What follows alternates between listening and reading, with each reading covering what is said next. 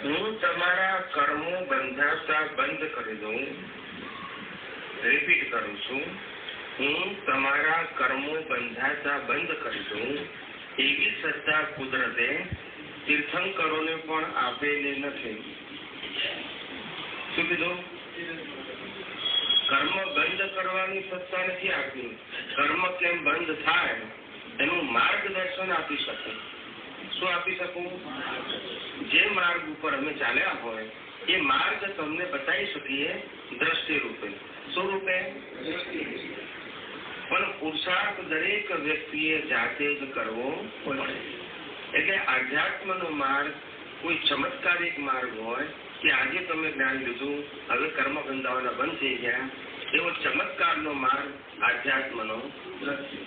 એવો ચમત્કારનો માર્ગ તીર્થંકર પાસે પણ નતો. સમજાય છે? સામર્થ્ય હોવું એનો મતલબ એવો નહીં કે હું કોઈના કર્મ બંધ કરી શકું. ખ્યાલ?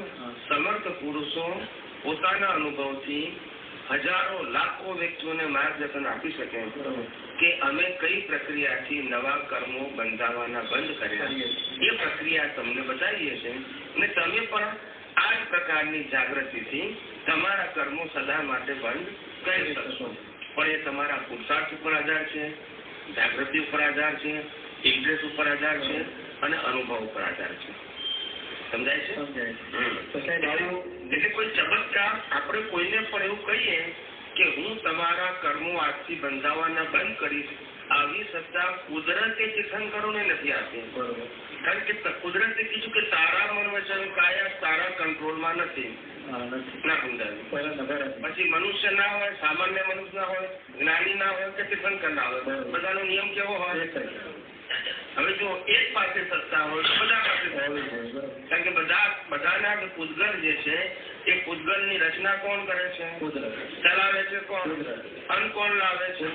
તો જયારે બધાના પૂતગલના સિદ્ધાંતો એક જ સિદ્ધાંત ઉપર કામ કરતા હોય તો મારું પૂતગલ બીજાના પૂતગલની અંદર કર્મ બાંધવાની સત્તાને હું સ્ટોપ કેવી રીતે કરી શકું? આ પૂતગલની સત્તા પણ મારી પાસે નથી તો તમારા પૂતગલની સત્તા મારી પાસે હોય નહીં તો તમારી અંદર રહેલો જે પ્રતિષ્ઠિત આત્મા છે, જે કર્મ બાંધે છે એને હું સ્ટોપ કેવી રીતે કરી શકું? બરોબર. જયારે તમારા મન વચન કાયને કશું કરી શકતો નથી, મારા મન વચન કાયને હું કશું કરી શકતો નથી, તો તમારા પ્રતિષ્ઠિત આત્માને હું કઈ રીતે કંટ્રોલ કરી શકું? બરોબર. એટલે હું સિદ્ધાંતની વાત કરું છું.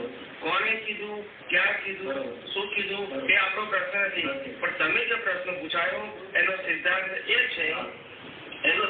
એ છે કે કોઈ પણ વ્યક્તિ આવી રીતે બીજાના કર્મ બંધ કરી શકે એ અસૈદ્ધાંતિક વાત છે, રિલેટિવ સત્ય છે, લૌકિક સત્ય છે, પણ સનાતન સત્ય નથી.